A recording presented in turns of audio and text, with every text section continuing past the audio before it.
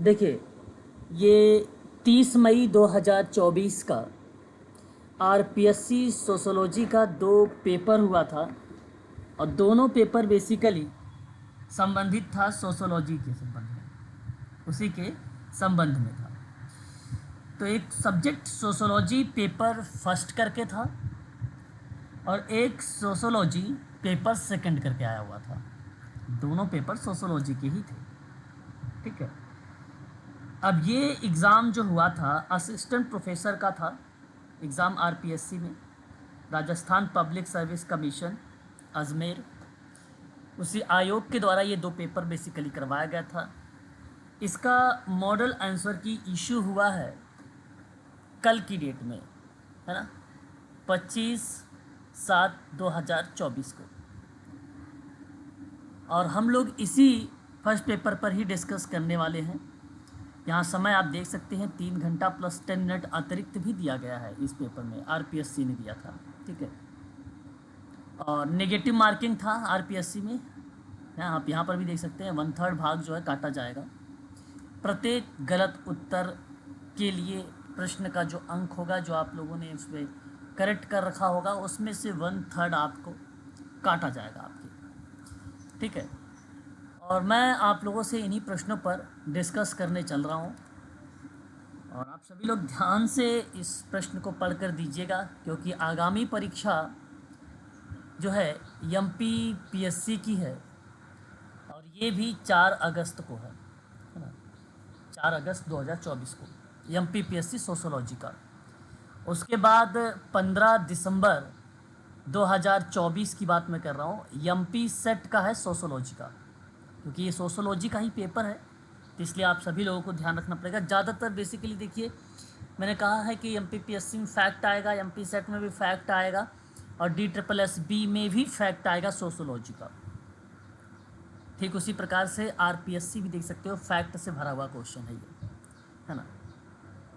तो पहला प्रश्न आपके सामने कहता है, निम्नलिखित समाजशास्त्री कौन द डिकम्पोजिशन ऑफ सोशोलॉजी पुस्तक के लेखक हैं। ये किताब आपके सामने प्रस्तुत है और इस किताब के लेखक कौन है आपको बताना है। ऑप्शन आपका क्या सही होना चाहिए। क्या एरविन लुई हेरोविट्स का नाम सही है? Yes sir. बिल्कुल। यहाँ आप सभी लोगों को सन 1993 का ये किताब आप सबको याद रखना होगा, एरविन लुई हेरोविट्स का नाम। अब ये कुछ नया नाम है, जिससे DSSB के स्टूडेंट अगर हैं या एमपीपीएससी एमपी सेट के, तो इनके बारे में थोड़ा सा जानकारी रखना अत्यंत आवश्यक होगा, है ना। तो मैं चाहूँगा कि इनके बारे में जितने भी कॉन्सेप्ट हों उसे आप सभी लोग यहाँ पर नोट करें, है ना। सर इसके क्वेश्चन एमपी सेट में आ सकते हैं ना? बिल्कुल आ सकते हैं, ये सोशोलॉजिस्ट हैं, समाजशास्त्री हैं, समाजशास्त्र में बिल्कुल आ सकते हैं। एमपी सेट में भी आएगा, एमपीपीएससी में, यहाँ तक कि DSSB को भी बता रहा हूँ कि ये प्रश्न आ सकते हैं। समाजशास्त्र का मतलब ही होता वही है ना। समाजशास्त्र की डेफिनेशन, परिभाषा की पुस्तक वही विद्वानों का नाम आते हैं जो तथस्थ या जो प्रक्रियाएं बेसिकली शामिल की गई है। तो अमेरिकी ये समाजशास्त्री हैं, ये लुई हेरोविट्स महोदय। मैं आपको इनके बारे में थोड़ी बहुत जानकारी देना उचित समझूंगा, क्योंकि परीक्षा के दृष्टिकोण से अगर देखा जाए ये पर्सन इम्पॉर्टेंट है ना। ध्यान देने वाली बात यह है कि इनका जन्म अमेरिका में 1929 में हुआ है ना। अमेरिकी समाजशास्त्री है, पेपर में आता है फ्रांसीस समाजशास्त्र के नाम बताइए, इटालियन बताइए, अमेरिकन बताइए, ये आपको ध्यान रखना है। और इन्होंने बेसिकली अपने क्षेत्र में बड़े पैमाने पर व्याख्या दिया है और उस क्रियाओं को जो जिस भी परिप्रेक्ष्य में इन्होंने बात किया है, जैसे इन्होंने किसी देश की जीवन की गुणवत्ता को मापने की बात किया है ना। तो जीवन की गुणवत्ता को मापने वाला अगर कोई विद्वान है, जीवन की गुणवत्ता को कोई यदि विद्वान का नाम आता है इस शब्द में, तो आप सभी लोग बताइएगा कि एरविन लुईस हेरोविट्स का नाम। इन्होंने इसी जीवन की गुणवत्ता को मापने के लिए एक मात्रात्मक सूचकांक प्रस्तावित किया है, गुणात्मक नहीं, मात्रात्मक, ठीक है, मात्रात्मक सूचकांक प्रस्तुत किया है। ये फैक्ट मैं आप लोगों को बता रहा हूँ इसके संबंध में, ठीक है। ये बात आपको यहाँ पर ध्यान में रखनी पड़ेगी।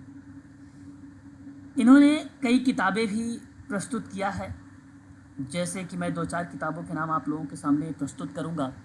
जैसे कि अभी अभी आप लोगों ने एक किताब का ही नाम देखा है, the decomposition of sociology, very very most important पुस्तक। और इस पुस्तक के मैंने बारे में अभी वर्ष भी बता दिया कि 1993 का वर्ष इसमें शामिल किया गया है, 1993, 1993 का नाम आप लोग लगाना। इसमें ना बताया गया है कि जो सांस्कृतिक मानदंड हैं उनके परिवर्तन को लेकर, उनकी विचारधाराओं को लेकर इस पुस्तक में चर्चा की गई है। तो सांस्कृतिक मानदंड कौन कौन से होते हैं सर? सांस्कृतिक मानदंड जिससे रूल रेगुलेशंस होते हैं, नियम होते हैं, है ना, नियम होते हैं। उन्हीं नियमों को बेसिकली बताता है कि संस्कृति के कुछ नियम होते हैं, कुछ रूल रेगुलेशंस होते हैं, ठीक है। उन प्रक्रियाओं में इन्होंने जिक्र किया है ना। हर एक कल्चर का एक रूल होता है ना, कोड ऑफ एथिक्स होता है, उन परिप्रेक्ष्य में बात होता है। ये आपको ध्यान रखना होगा इस किताब के संबंध में। हालांकि यहाँ अगर हम बात करते हैं इरविन लुइस होरोविट्ज का नाम, तो एक और पुस्तक इनका नोट कर लीजिएगा आप सभी लोग, और वो होगा टॉकिंग लिव्स करके, या लाइव कर लीजिएगा, टॉकिंग लाइव्स। और ये टॉकिंग लाइव्स जो बुक आई है सन 1980 में, इस किताब को दिया था किसने? होरोविट्ज महोदय ने, ठीक है। ये आपको ध्यान रखना होगा दूसरी किताब इनके संबंध में। तो मैं चाहूँगा कि 2 ही किताब आप ध्यान रखें, परीक्षा के दृष्टिकोण से इम्पॉर्टेंट रहेगी आप सभी के लिए, है ना, 2 पुस्तक इनके संबंध में। आगे बात करेंगे क्वेश्चन नंबर 2 पर कि सम्मान मतलब ऑनर की तुलना डिग्री पर आधारित सदस्यता वाले परिस्थिति समूह की विशिष्ट विशेषता कहलाती है। जीवन शैली, जीवन अवसर और अंतःक्रिया का पैटर्न या सांस्कृतिक क्षमता या अनुत्तरित प्रश्न आपके सामने सर जीवन शैली दिए गए हैं।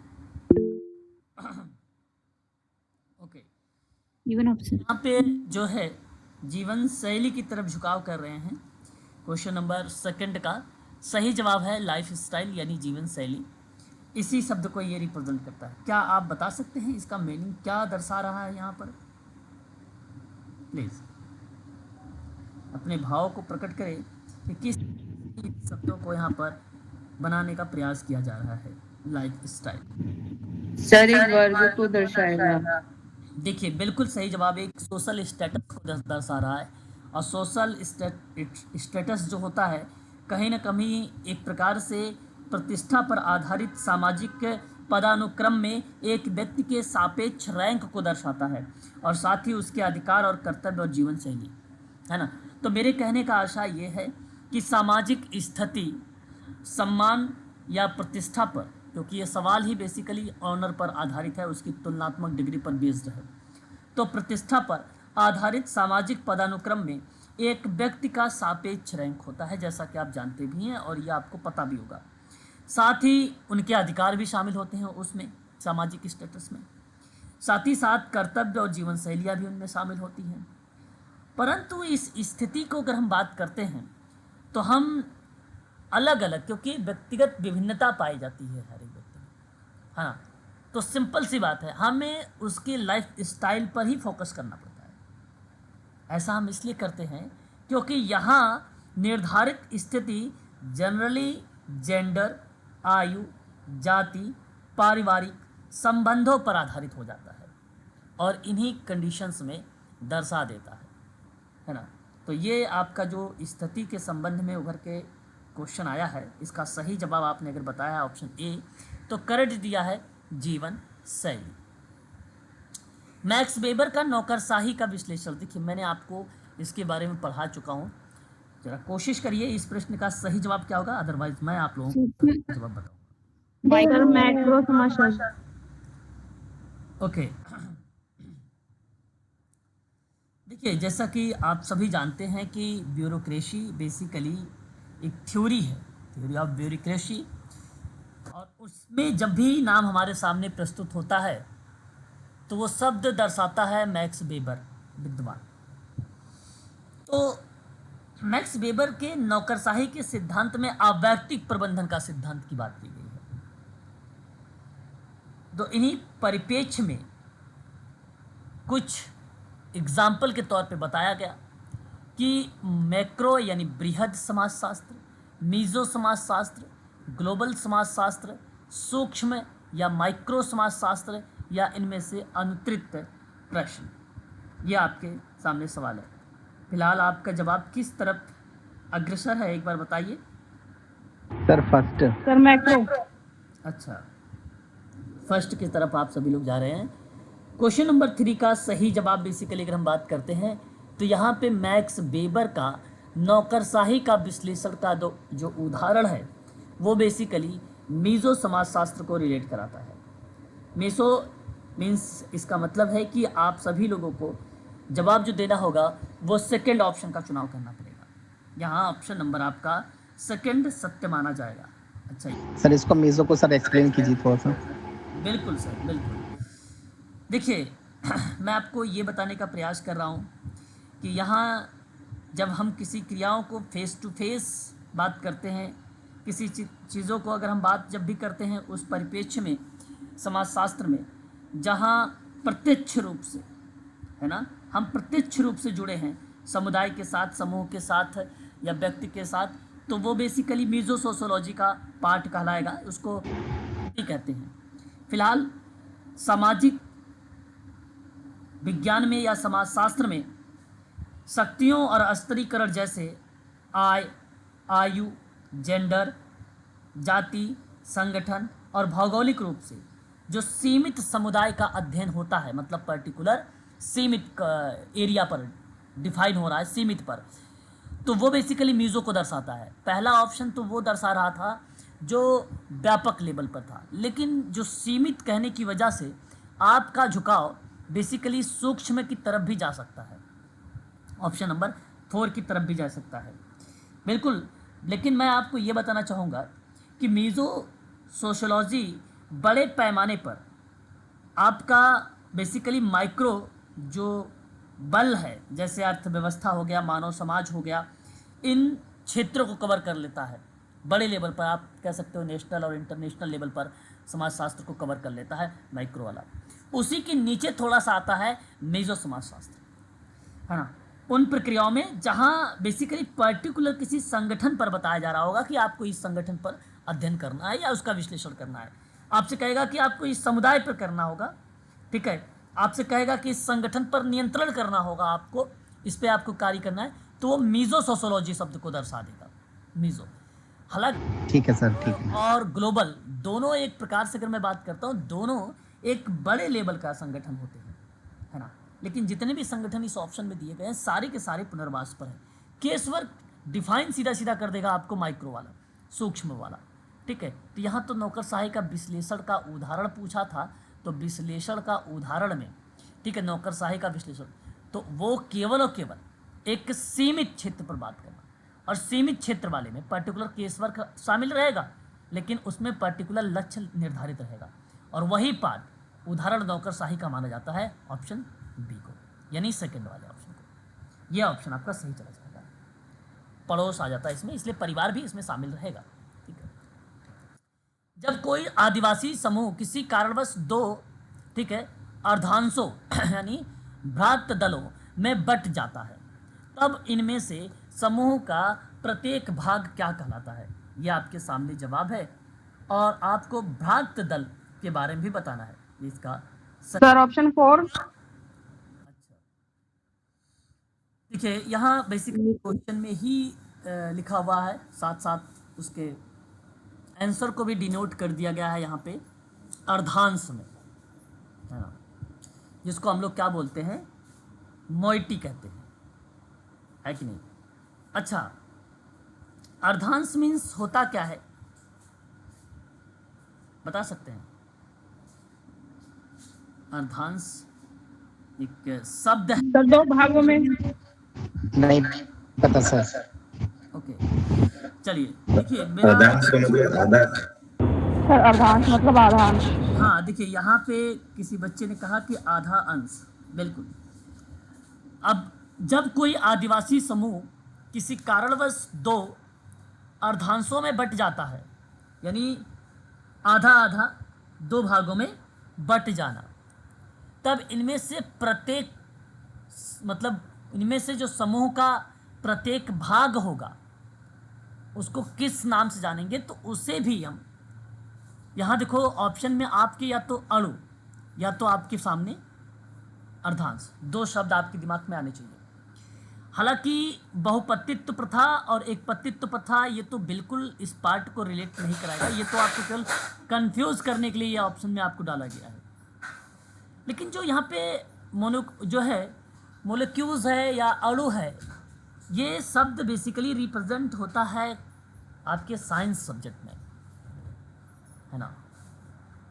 और यहाँ आदिवासी समूह से कोई इसका दूर दूर तक कोई इसका कोऑर्डिनेशंस नहीं है, केवल आपके सामने एक ही ऑप्शन बचता है और वो ऑप्शन आपका रिलेट कराता है केवल 4, है ना, प्रत्येक भागों को बांटने के परिप्रेक्ष्य में, है ना, प्रत्येक भागों को बांटने के परिप्रेक्ष्य में ये मोइटी शब्द जो है बेसिकली रिलेट होता है। सर जब ये एक होता है बटा हुआ नहीं होता तब इसे क्या कहते हैं, क्लैन कहते हैं क्या? नहीं, इसे जब एक में बोलेंगे तो समग्रता के रूप में। आपको मैं बताऊं, यहाँ पे समाज कार्य शोध के अंतर्गत आप लोगों ने सैंपल के बारे में पढ़ा है ना, सैंपल के बारे में पढ़ा है, और वही आप यहाँ पर चीज़ों को रिलेट करा सकते हैं, है ना, मोइटी शब्द को। या तो यदि आप लोगों ने केमिस्ट्री पढ़ा होगा तो भी आप वहाँ पे थोड़ा सा कार्बनिक जो रसायन विज्ञान है उनमें एक मोइटी शब्द रिलेट होता है, और वो बेसिकली एक अणु के रूप में यूज होता है। मोइटी शब्द एक अणु के रूप में रिप्रेजेंट होता है, ठीक है। परंतु यहाँ आप अणु के रूप में रिप्रेजेंट नहीं करेंगे आप सभी लोग, ठीक है। Each of 2 part into which things और कैन बी डिवाइडेड। इसका मतलब ये हुआ कि आपने मोइटीज का जो रूल बन रहा था, जैसे कर्मकांड जैसे शब्द आते हैं इसके अंतर्गत, है ना, जिसे हम लोग बोलते हैं रिचुअल्स, अनुष्ठान बोलते हैं हम लोग, और हमेशा समान ढंग से किया जाने वाला जो कार्य होता है, संस्कार जो प्रक्रिया होती है, उन संदर्भ में इसको रिलेट करा जाता है। वहीं आपको ये शब्द मोइटी देखने को मिलता है, और ये समग्र से निकाला गया कोई भाग होता है ना, उन्हीं को हम लोग आधा बोलते हैं, या उसी को हम लोग कह सकते हैं आधे भाग को मोइटी शब्द। आधा भाग का परिभाषित करना यही शब्द होता है, सब में से कुछ पार्ट को निकाल लेना या उसका आधा कर देना। मोइटी आधा शब्द को ही दर्शाता है ना। बस ये बात ध्यान रखिए, ऑप्शन सही जाएगा यहाँ पर आपका 4, अर्धांश, ठीक है, अर्धांश। निम्नलिखित में से कौन सा जॉर्ज सीमेल के कार्य की रुचि का क्षेत्र नहीं है? जॉर्ज सीमेल का रुचि का क्षेत्र नहीं है। फैशन नहीं होना चाहिए सर। Sir fashion. किशोर अपराध। Sir fashion. अच्छा, देखिए इनमें आपसे एक सवाल ये पूछा गया, बड़ा ही आसान सा सवाल, और यहाँ जो सवाल दिया गया क्वेश्चन नंबर 5 में, कहा कि निम्नलिखित में से जॉर्ज सीमेल के कार्य को लेकर, है ना, किसके कार्य को लेकर? जॉर्ज सीमेल के कार्य को लेकर, और कहा कि भाई बताइए आपको कौन सा इसमें डिस्कशन नहीं किया गया है। ये प्रश्न कई बार एग्ज़ाम में जो है रिपीटेड हैं, जो है पूछे गए हैं कई बार परीक्षाओं में अलग अलग तरीके से। फिलहाल इस सवाल का जवाब जो जाना चाहिए आप लोगों के सामने अगर हम बता दें, यहाँ पे जॉर्ज सीमेल का ऑप्शन नंबर 3 ही करेक्ट होगा, किशोर अपराध, है ना।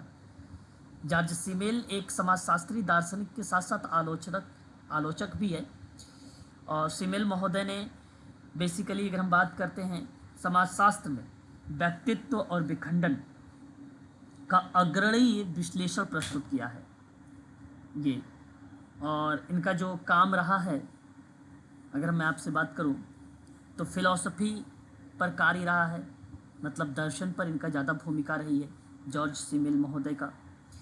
ठीक उसी प्रकार से अगर मैं आपसे बात करता हूं तो आलोचक के साथ साथ अपनी जो भूमिका इन्होंने निभाया है वो समाजशास्त्र के अंतर्गत कैथोलिक धर्म पर, और इन्होंने लूथरनवाद को भी अपनाया है। जॉर्ज सिमिल ने लूथरनवाद जानते हैं क्या होता है? परीक्षा में बन सकता है। प्रोटेस्टेंटवाद का एक प्रमुख ब्रांच है लूथरनवाद। ठीक है, धर्मशास्त्र की पहचान करना बेसिकली लूथरनवाद के अंतर्गत आता था। रोमन कैथोलिक चर्च की बातों को डिवाइड करने वाली भूमिका भी इसी के अंतर्गत आती थी।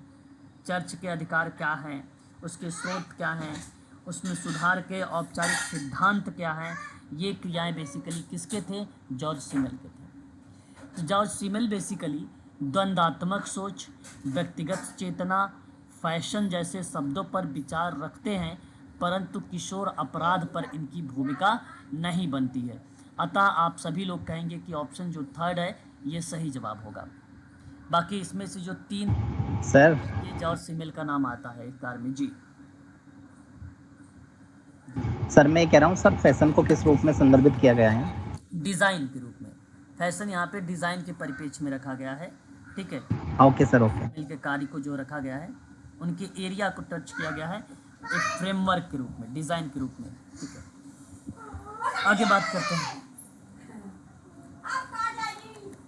अगला सवाल, कल्चरल हिस्ट्री ऑफ इंडिया के पुस्तक के लेखक कौन है? आप बता सकते हैं इसका सही जवाब? रियल वासी।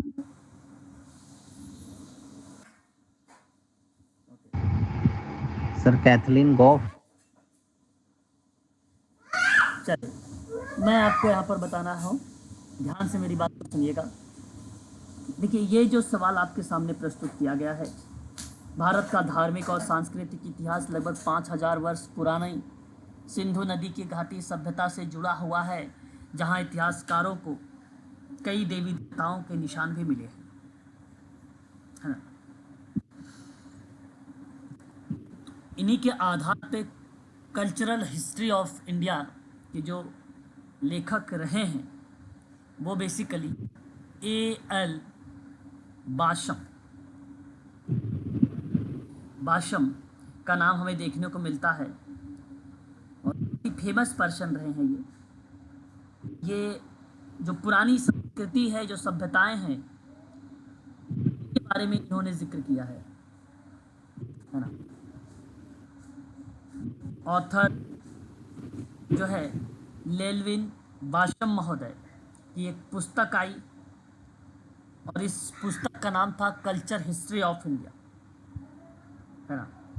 इनकी 2-3 किताबें रही हैं जो बेसिकली हिस्ट्री से ही संबंधित थी। जैसे मैं आपको एक किताब और बताता हूँ, the wonder that was India करके इन्होंने किताब लिखा। ठीक है, यहाँ पर नोट कर लीजिएगा, है ना, the wonder that was India करके। और इस किताब में भी A.L. बाशम का ही नाम आता है सन 1954 में, 1954 में। ठीक है, एक किताब इनकी काफ़ी ज़्यादा फेमस रही है इन संदर्भ में। और उसके बाद अगर हम बात करते हैं तो इन्होंने एक किताब और लिखा था जो हिस्ट्री से ही संबंधित, ठीक है, हिस्ट्री से ही रिलेटेड था इनकी पुस्तक। और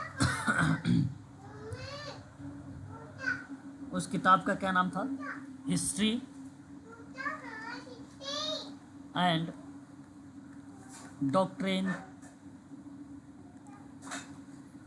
ऑफ द एजविकास शब्द था।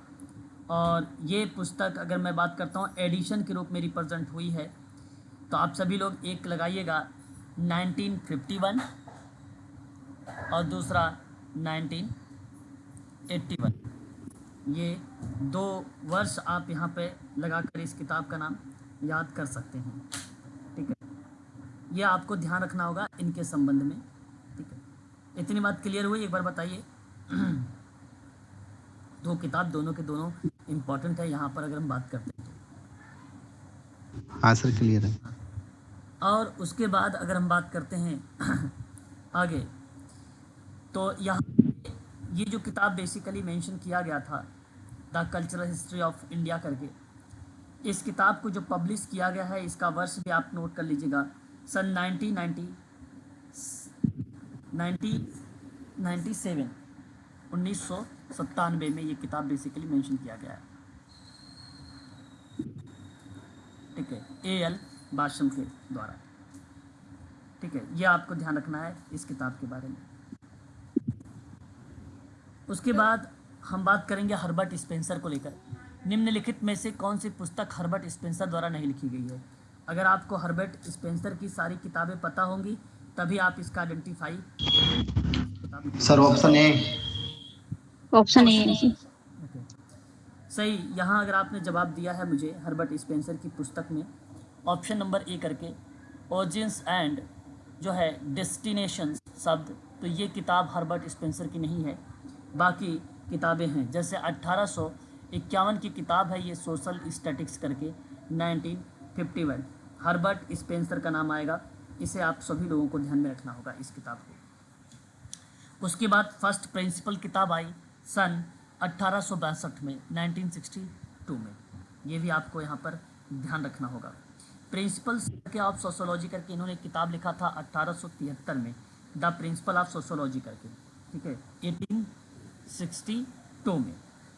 ठीक है, ये आपको यहाँ पर ध्यान में रखना होगा इस किताब के परिप्रेक्ष्य में। एंड उसके बाद एक किताब आता है डिस्क्रिप्टिव सोशोलॉजी करके, डिस्क्रिप्टिव सोशोलॉजी यानी पूरी इंफॉर्मेशंस इन्होंने सोशोलॉजी के अंतर्गत मेंशन किया है, और नाम लिखा उसका वर्णात्मक समाजशास्त्र। और वर्णात्मक समाजशास्त्र की जब भी आप बात करेंगे सन 1985 का वर्ष आप सभी लोग लगाएंगे। सॉरी, आपका 1885 होगा, 1985 नहीं, 1885 होगा। ठीक है, ये आपको यहाँ पर ध्यान में रखना पड़ेगा इस किताब के संदर्भ में, हर्बर्ट स्पेंसर का नाम। ठीक है, क्लियर रहेगा? एक बार बताइएगा, क्योंकि यहाँ पर एक बहुत इम्पोर्टेंट विद्वान है और इनसे सवाल आप लोगों से परीक्षा में पूछा भी जा सकता है। ठीक है, चलिए आगे बात करते हैं। यहाँ देखिए किताब जैसे ओरिजिन्स ऑफ जो है डेस्टिनेशन शब्द दिया गया था, और इन प्रक्रियाओं में अगर जब विद्वान का नाम आता है तो इसमें दो विद्वानों के नाम बेसिकली खास कर देखने को मिल जाते हैं इस किताब के अंतर्गत, एडिशन के अंतर्गत। एक तो नाम रशल का नाम आता है, रशल, जिन्होंने 2018 में इस किताब को पब्लिश किया था, 2018 में। किसका नाम आ जाएगा? रशल्स। ठीक है, और एक सेजे नाम आता है, सेजे। ठीक है, ये दो नाम आते हैं इसमें, और ये बेसिकली ज़्यादातर पेपर में अगर आएगा भी तो रसल का नाम ही बेसिकली पूछा जाएगा, रसल का नाम। ठीक है, किसकी मान्यता है कि वर्गों के बीच में संघर्ष इतिहास का इंजन है जो समाज की क्रांति और पुनर्गठन की ओर ढकेलता है? आपके साथ क्वेश्चन नंबर 8 है। कार्ल मार्क्स कह रहे हैं। किसकी मान्यता है कि वर्गों के बीच संघर्ष? बिल्कुल आपने सही जवाब दिया कि इतिहास जो है इंजन की ओर, समाज की क्रांति को पुनर्गठन की ओर ढकेलता है, और सही जवाब कार्ल मार्क्स का नाम आपने दिया है, ऑप्शन सही है आपका पहला। हर्बर्ट स्पेंसर, देखिए मैंने ये पढ़ा चुका हूँ, इसके बारे में बताया भी हूँ। किसके अनुसार आधुनिक समाज निम्नलिखित में से कौन से 3 चरणों से गुजरता है? ये सवाल आपके सामने, क्वेश्चन नंबर 9। सर आदिम पुरुष जल्दी होता है। ओके, यहाँ आप जवाब क्या देना है उचित समझेंगे। ऑप्शन अगर हम बात करते हैं आदिम, जंगली और औद्योगिक को लेकर, है ना, यही आपका ऑप्शन सही जाना चाहिए। हर्बर्ट स्पेंसर की बात कर रहे हैं तो यही प्रक्रिया बेसिकली हर्बर्ट स्पेंसर की मानी जाती है। ठीक है, समाजशास्त्र हर्बर्ट स्पेंसर महोदय का नाम आता है सामाजिक डार्विनवाद। सामाजिक डार्विनवाद का जनक के रूप में भी अगर किसी का नाम देखने को मिला, हर्बर्ट स्पेंसर का मिला जी। कोई बच्चा कुछ कहना चाह रहा है क्या भाई? हाँ सर, मैं ये कह रहा हूँ सर, जनरली सर आदिम में इंक्लूड हो जाएगा तो सर इसमें आदिम ऐसा कोई भी करना चाहिए। मैं आवाज़ आपकी समझ नहीं पा रहा हूँ, आपने क्या बोल रहे? आप ये जानना चाहते हैं कि आदिम, जंगली और औद्योगिक का जो क्रम है या जो चरण है उसकी बात कर रहे हैं क्या? हाँ सर, मैं सर ये कह रहा हूँ सर, जंगली जो है सर वो तो आदिम में इंक्लूड हो जाएगा। जंगली आदिम में इंक्लूड हो जाएगा, आप ऐसा कह रहे हैं। देखो पहले का या जो प्रक्रियाएं थी, आदिम जाति बेसिकली शुरुआती दौर माना जाता है ना, शुरुआती दौर, और उसके जस्ट बाद आप जंगली को लगा सकते हैं, है ना। जंगली पार्ट उसके बाद आता है, आदिम के बाद आता है, ठीक है। ये नहीं कि जंगली में ही शब्द जो है आदिम इन्वॉल्व हो जाएगा। आदिम शब्द का जो अर्थ, शाब्दिक अर्थ बनाता है सर, वो प्रारंभिक या मूल अवस्था को बताता है, और मूल के बाद आता है जंगल वाला पार्ट, है ना, सेविज का पार्ट। ठीक है तो सर, मूल ठीक शब्द है। बताता है जंगल। ऑप्शन आपका यहाँ पर 4 वाला सही होगा। क्वेश्चन नंबर 10, जाति प्रथा की उत्पत्ति बेसिकली आदिम संस्कृति का सिद्धांत किसके द्वारा प्रतिपादित किया गया? और आप जवाब भी बता सकते हैं इस सवाल का। Hutton hurray, Hutton sir. अच्छा, आप यहाँ पर कह रहे हैं कि हट्टन का नाम आएगा। बिल्कुल, अगर आपने यहाँ पर सही जवाब अगर चुना है कि जाति प्रथा की उत्पत्ति का, ठीक है, संस्कृति का जो सिद्धांत दिया गया है वो हट्टन के द्वारा दिया गया है, तो आपने सही जवाब बताया है मुझे, ठीक है। हट्टन का नाम यहाँ पे करेक्ट माना जाएगा। अच्छा, मैंने कल आपको बताया भी था कि जाति, जीएस घुरे नहीं आएगा? जी जीएस घुरे सर। नहीं नहीं, जीएस घुरे ही नहीं आएगा। देखिए, मैंने जाति की उत्पत्ति के धार्मिक सिद्धांतों के प्रतिपादक में कल ही मैंने आपको एक सवाल जब करवा रहा था तो मैंने होकार्ट और सेनाट का नाम बताया था, जी सर। है ना। और जाति व्यवस्था को हिंदू समाज के व्यावसायिक विभाजन का प्राकृतिक उत्पाद में अगर माना भी गया तो वो नेस्फील्ड को माना गया, क्योंकि उसने कहा जाति व्यवस्था की उत्पत्ति के लिए केवल प्रकार्य और प्रकार्य ही जिम्मेदार होता है ना, उन प्रक्रियाओं में उसका नाम आता है। परंतु आदिम संस्कृति सिद्धांत किसने प्रतिपादित किया है, तो उन संदर्भ में J.H. हट्टन का नाम और एडवर्ड बी टाइलर का नाम, दोनों प्रक्रियाओं में नाम आ जाते हैं। इनका टाइलर का भी नाम और इनका J.B. हट्टन का भी नाम मिलता है। लेकिन J.H. हट्टन ने जाति प्रथा की उत्पत्ति का आधार मानते हुए आदिम संस्कृति का सिद्धांत दिया था। अतः मैं आप सभी लोगों से कहूँगा कि J.H. हट्टन एंथ्रोपोलॉजिस्ट महोदय हैं ये, और इनका नाम यहाँ पे सत्य हो जाएगा। इनके बारे में 2-3 बातें हैं, आप प्लीज़ इसको नोट करने का प्रयास करिएगा। एक इनका कॉन्सेप्ट था, है ना, एनगमी नगश करके, मैं यहाँ पे नोट करना चाहूँगा।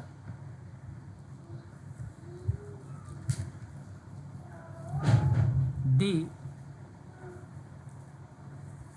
एग्मी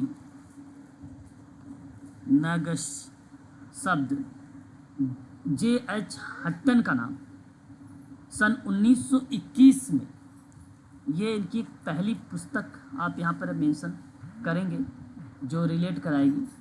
हाँ, 1 मिनट होल्ड रखना थोड़ा सा।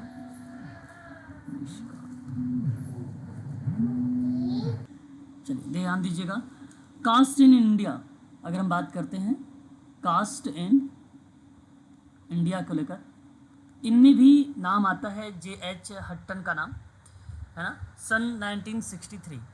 2 किताब याद रखिए, इन्हीं दोनों किताबों में से ही आपके परीक्षा में सवाल आ सकते हैं, ठीक है। हालांकि किताब इनके बहुत सारे हैं, लेकिन मैं आप सबसे कहूँगा कि ये 2 बड़े इंपॉर्टेंट है, इनको आप ध्यान रखिए। इन्हीं 2 में से अगर आएगा परीक्षा में तो इन्हीं से आने वाला है, ठीक है। हालांकि सर फर्स्ट वाली बुक जो लिखी है क्या नाम है ये द एनगेमी करके है, GAMI है ये, है ना, ओके सर। नगस करके है, NAGAS। तो जॉन हट्टन महोदय ने मानव विज्ञानी और ब्रिटिश राज के दौरान में भारतीय सिविल सेवा में प्रशासक थे, ठीक है, ये आपको ध्यान रखना होगा इसमें थोड़ा सा। और उन्होंने शोध कार्य के बाद कैम्ब्रिज विश्वविद्यालय और सामाजिक नृविज्ञान में बेसिकली अपनी एक अहम भूमिका इन्होंने जो है निभाया है, ठीक है। तो मेरा कहने का आशा है कि आप सभी लोग 2 पुस्तक का नाम, और एक आदिम संस्कृति का सिद्धांत, और याद रखिएगा वो भी जाति प्रथा की उत्पत्ति के आधार पर। ठीक है, नाम लगा दीजिएगा सभी लोग J.H. हट्टन का नाम। सही जवाब बेसिकली 4 है।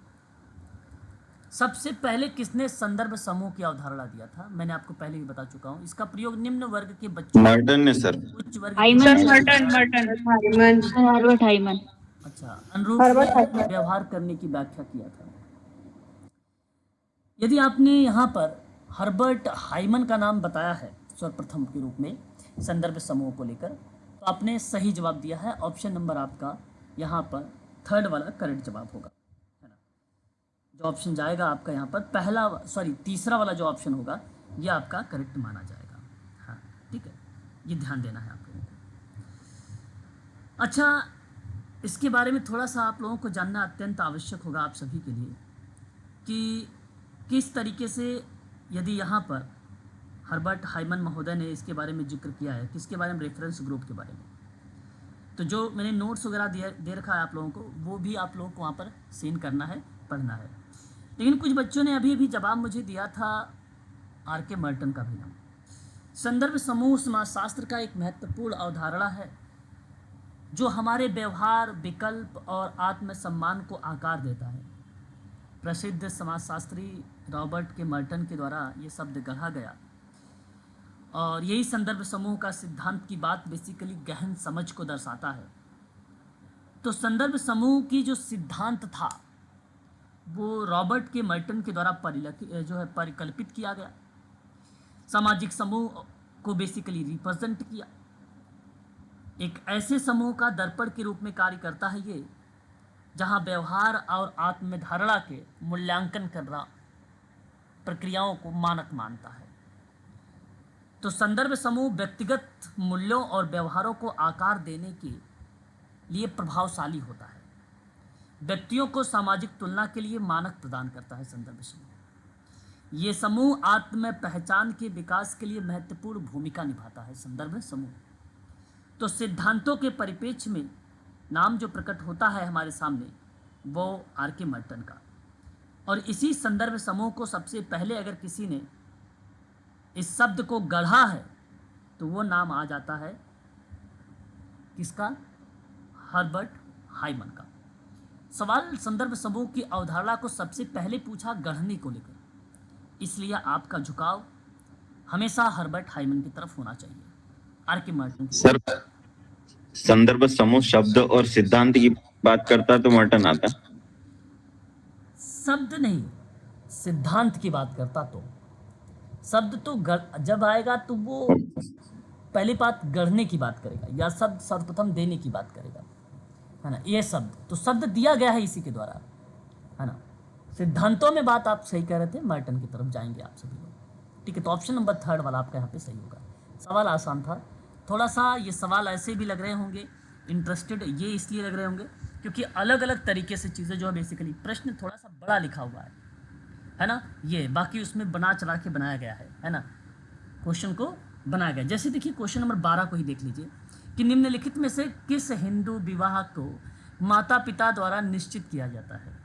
हिंदू विवाह एवं पिता द्वारा कन्या को वस्त्र, अलंकार आदि से सुसज्जित करके, अलंकार सजावट सज्जा की बात करता है, आदि से सुसज्जित करके दान के रूप में वर को दिया जाता है। ये ब्रह्म विवाह है, गंधर्व विवाह है, प्रजापति विवाह है, आर्ष विवाह है या अंतरिक्त विवाह है? ये सवाल बड़ा अच्छा है। कुछ बता सकते हैं आप लोग इसका सही तो आपका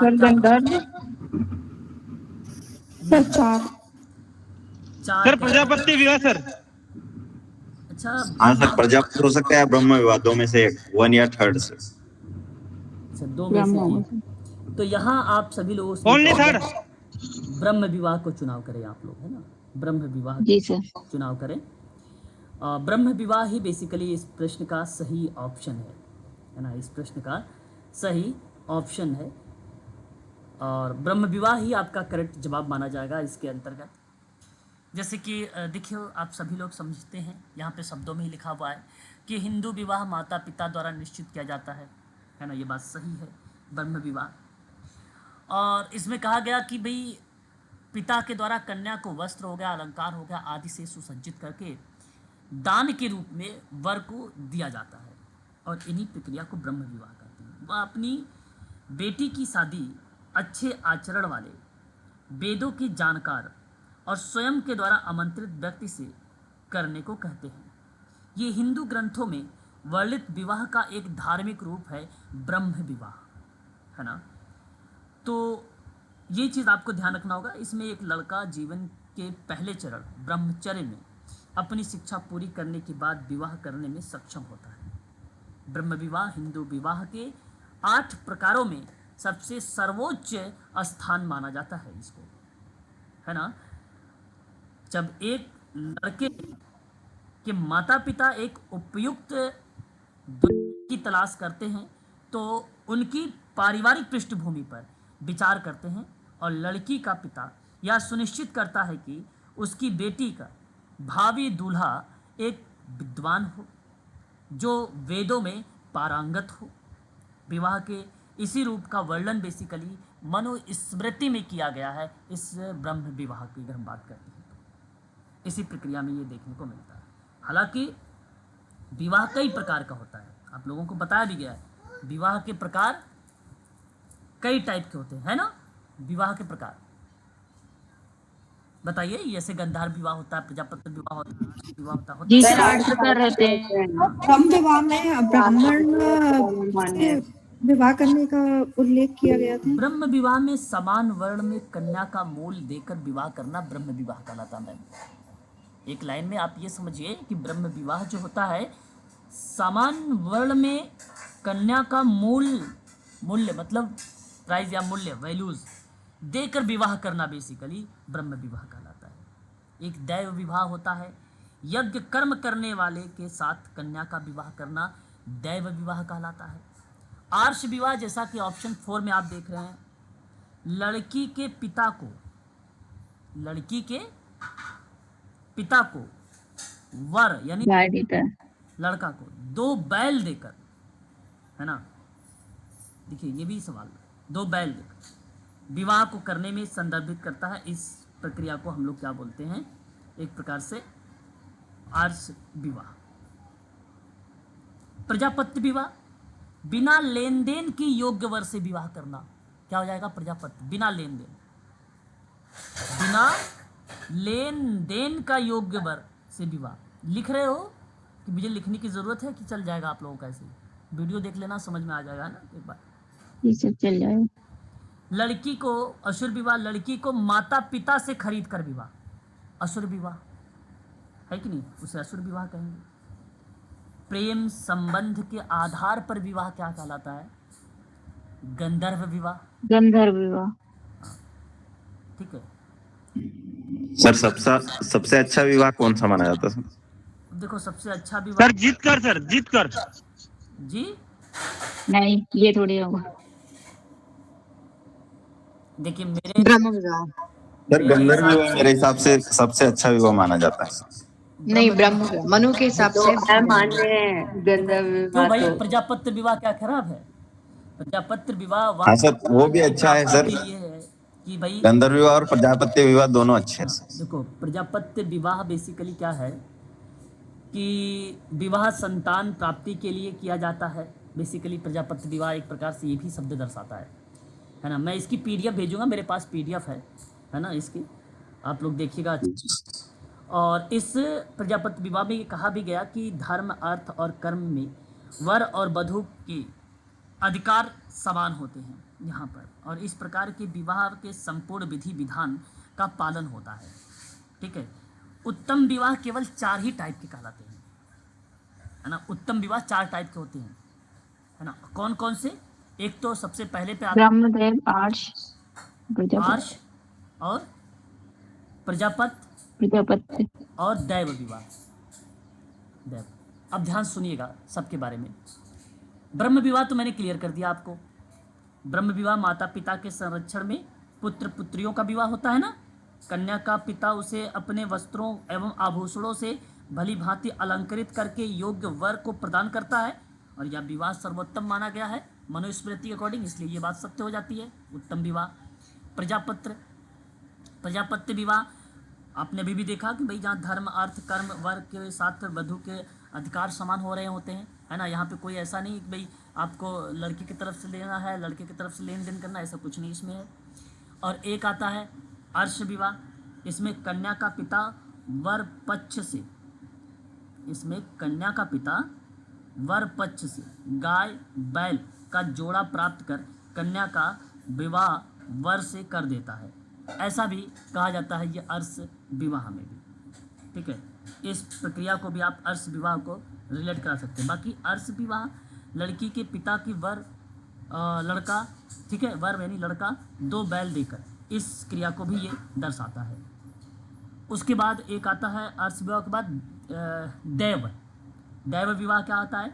इसमें कन्या का पिता कन्या को देव कार्य में संलग्न योग्य और सुशील पुरोहित वर को सौंप देता है, और यही भी क्या कहलाता है? दैव परिवार कहलाता है, या आप ऐसे कह सकते हो कि यह दैव विवाह कहलाता है। यानी यज्ञ कर्म करने वाले के साथ कन्या का जो विवाह होता है उसे दैव विवाह कहा जाता है। तो ये 4 कौन जी सर। उत्तम विवाह बन गए। उत्तम विवाह। 4 आते हैं कौन कौन से? असुर विवाह। असुर, गंधर्व, पिशाच और राक्षस। असुर विवाह, इसमें ना वर पक्ष से धन लेकर कन्या का विवाह किया जाता है, इसे असुर विवाह कहते हैं, ठीक है। एक आता है गंधर्व विवाह। गंधर्व विवाह इस प्रकार का विवाह को हम लोग प्रेम विवाह भी कहते हैं।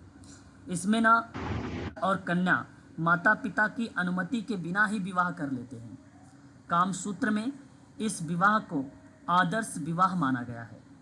यह विवाह क्षत्रियों में अधिक लोकप्रिय माना भी जाता है, गंधर्व विवाह, है ना, इसको गंधर्व विवाह कहते हैं। और एक आता है राक्षस विवाह।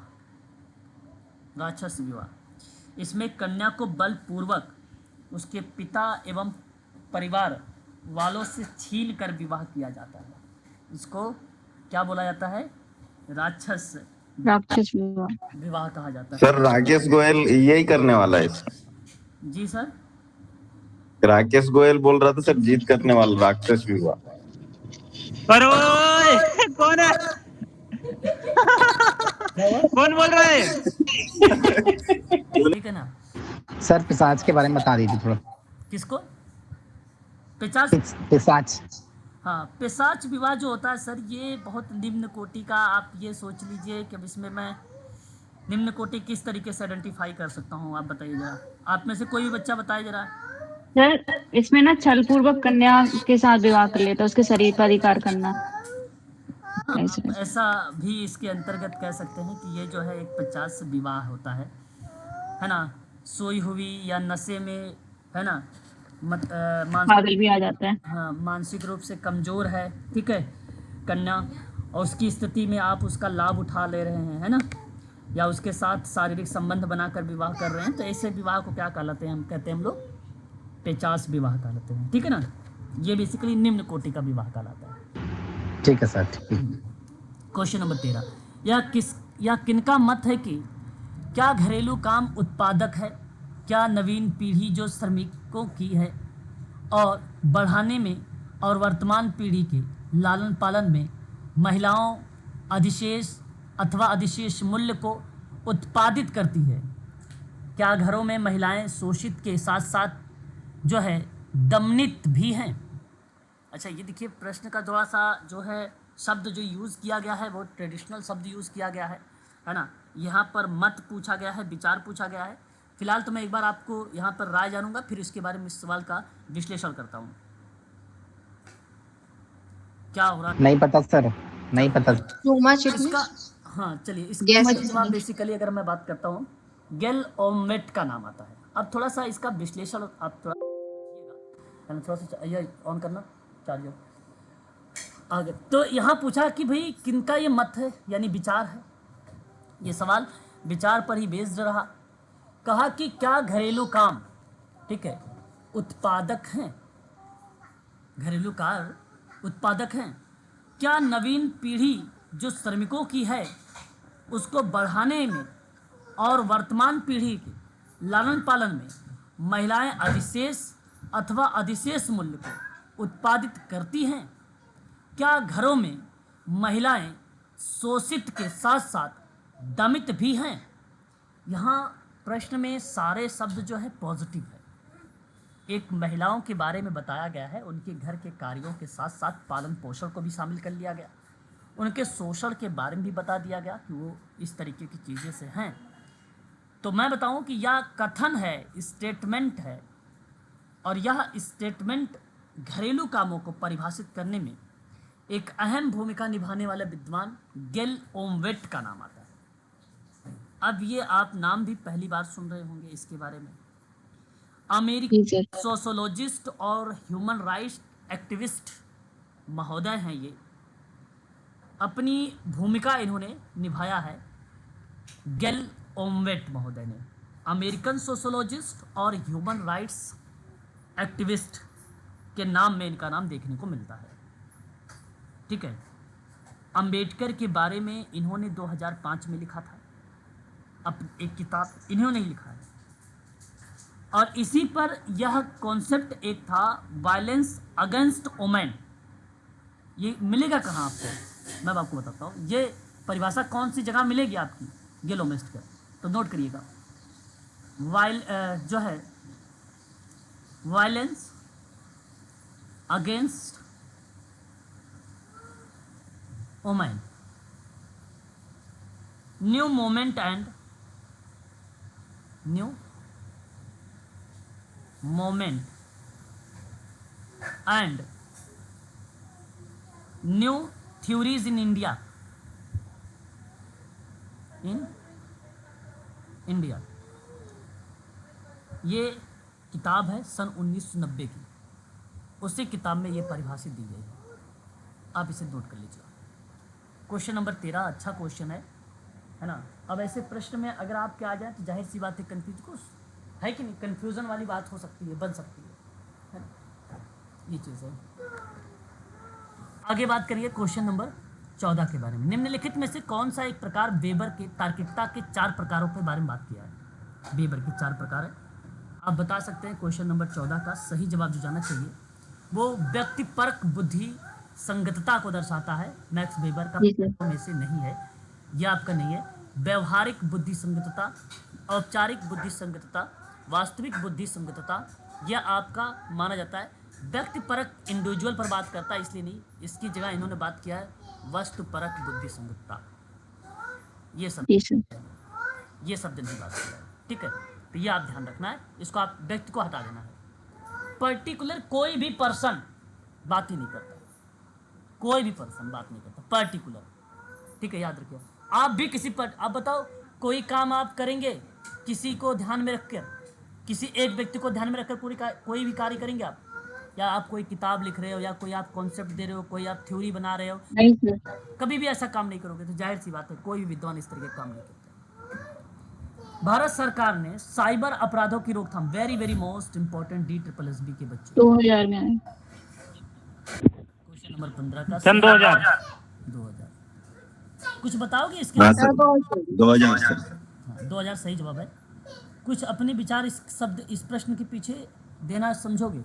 भारत सरकार ने थोड़ा सा, अगर कोई भी व्यक्ति अपना विचार प्रकट करना चाहता है तो करिए। सर साइबर क्राइम से जो भी रिलेटेड अपराध रहते हैं ना, उनके विरुद्ध कार्रवाई, उनको रोकने के लिए इसमें बढ़ लेते हैं।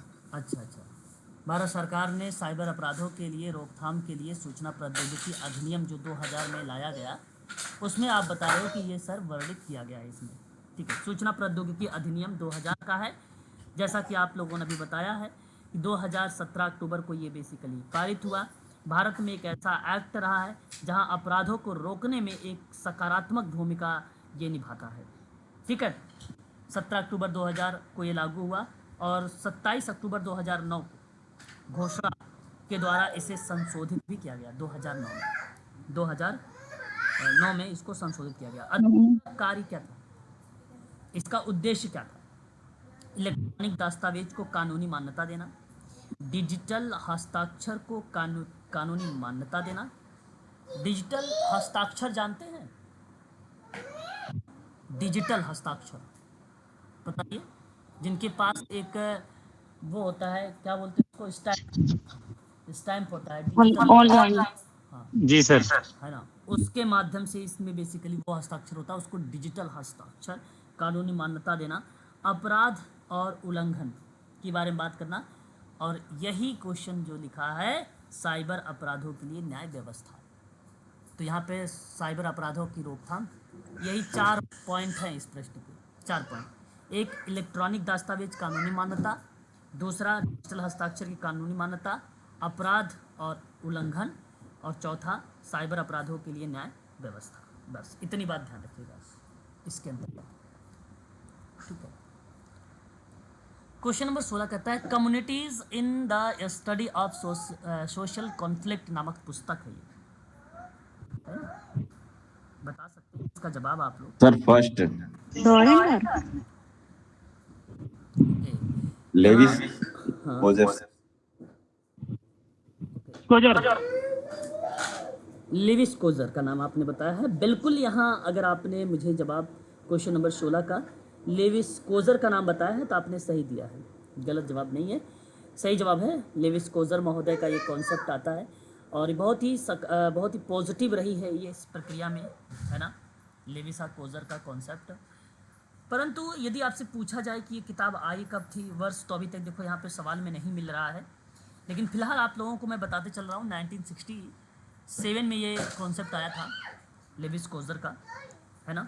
ध्यान देना है आप लोगों को इसके संबंध में कि communities in the study of social जो है कॉन्फ्लिक्ट पुस्तक का लेखक जो है लेविस कोजर महोदय शामिल किए गए हैं इस किताब में, है ना। अब लेविस कोजर की कई किताबें हैं, है ना, मैंने पहले भी आप लोगों को इसके बारे में बताया भी है। जैसे कि अगर मैं आपसे बात करूँ तो ग्रीडी, है ना, ग्रीडी इंस्टीट्यूट के बारे में बात किया था 1974 में, ठीक है। एंड अगर मैं आपसे बात करता हूँ मैन ऑफ आइडिया के बारे में तो 1965 में, ठीक है, ये आपको ध्यान रखना होगा। और अगर हम बात करते हैं कम्युनिटीज़, ठीक है, कम्युनिटीज़ इन द स्टडी, है ना, कम्युनिटीज़ नहीं है ये, कंटिन्यूटीज़ है ना, कंटिन्यूटीज़ है, continuities in the study of social conflict करके 1967। एंड सोशल कॉन्फ्लिक्ट की बात करते हैं, सोशल कॉन्फ्लिक्ट की बात तो 1957, ठीक है। एंड सोशोलॉजी टच या सोशोलॉजी अगर हम बात करते हैं एक प्रकार का लिटरेचर के प्रोसेस में 1963 में, हालांकि इतना इंपॉर्टेंट नहीं है, इसको रहने दीजिए आप लोग, है ना। ये आपको ध्यान रखना होगा, इतनी किताब जो मैंने आपकी स्क्रीन पर लिखा है ये। सर कंटिन्यूटी क्या बताया है? Continuity continuity in the study, देखो यहाँ पे लिखा हुआ है क्वेश्चन में ही, जो है सोशल कॉन्फ्लिक्ट करके ये अच्छा, ये हो क्वेश्चन, गया। हाँ इसी को मैं बात कर रहा हूँ। यहाँ पे मैं कम्युनिटीज़ पढ़ रहा था, है ना, ये आपको ध्यान रखना होगा इसके संबंध में। आगे बात करते हैं, अगले सवाल की तरफ रुख करेंगे।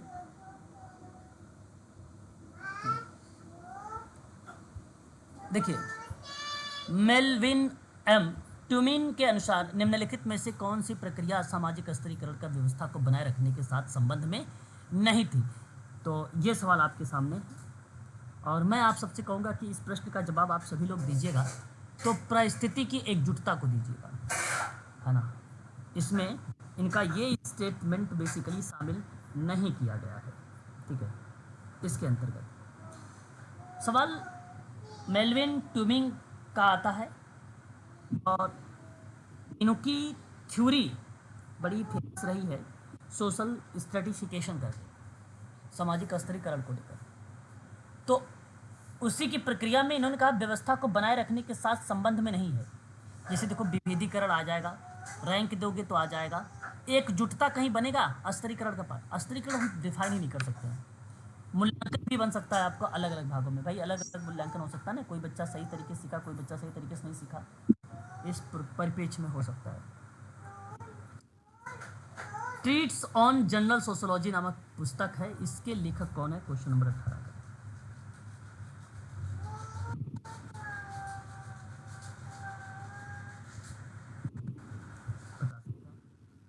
विल्फ्रेड पैरेटो, पैरेटो सन 1916।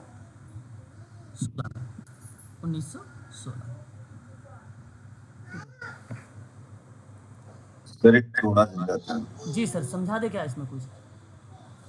क्या कह रहे हैं सर? कुछ नहीं सर, ये वाला क्वेश्चन 9 वाला। अच्छा 19। देखिए, किसने नीलगिरी को टोडा जनजाति का अध्ययन किया? नीलगिरी की टोडा जनजाति का अध्ययन किया किसने? सर ए या बी सर? रिवर्स। ए और बी, अरे एक ऑप्शन देना सर। 19 में आपको जो जी सिन्हा सर, बी सेकंड वाला। नहीं, यहाँ पर आप सभी को मैं कहना चाहूँगा कि अगर जवाब आप दे रहे हैं कि नीलगिरी की टोडा जनजाति का अध्ययन करने वाला पर्सन का नाम, तो WHR रिवर्सर का नाम आप लोग यहाँ पर दीजिए। जी सर। ये ऑप्शन आपका सही जाएगा यहाँ पर। ठीक है, रिवर्सर टोडा पीपल तमिलनाडु में पाई जाती है बेसिकली ये जनजाति, है ना, तमिलनाडु राज्य में। 18वीं शताब्दी और ब्रिटिश उपनिवेशीकरण में से टोडा स्थानीय रूप से एक टोडा जो है जनजाति है, उन्हीं समुदायों का बेसिकली अध्ययन जो है इस महोदय ने किया है WHR रिवर्सर ने। ऑप्शन नंबर आपका यहाँ पर 4 सही होगा। ठीक है, क्वेश्चन नंबर 20 देख लीजिए। किसके अनुसार समाज का इतिहास सामाजिक जीवन की बढ़ती बौद्धिक, है ना, बौद्धिकता और मुद्रा अर्थव्यवस्था मनी इकोनॉमिक के सिद्धांत के प्रभाव का गहरा करने का इतिहास है? George Simmel. आप कह रहे हैं जॉर्ज सिमेल, बिल्कुल सही जवाब, जॉर्ज सिमेल। किसका मानना है कि समाजशास्त्री को प्राथमिक रूप से सामाजिक अंतःक्रिया के स्वरूपों के प्रकारों का अध्ययन किया है? George Simmel sir. George Simmel. ठीक है, तो जॉर्ज सिमेल से 3 क्वेश्चन आ गए हैं इसमें तो RPSC में, है ना। चलिए आज के लिए बस इतना ही रखिए आप लोग, ठीक है। कल और थोड़ा सा क्वेश्चन के पैटर्न को और आप तेजी से, जी सर, जी सर। ठीक है ना। सर हाँ बताइए। एक निवेदन था सर।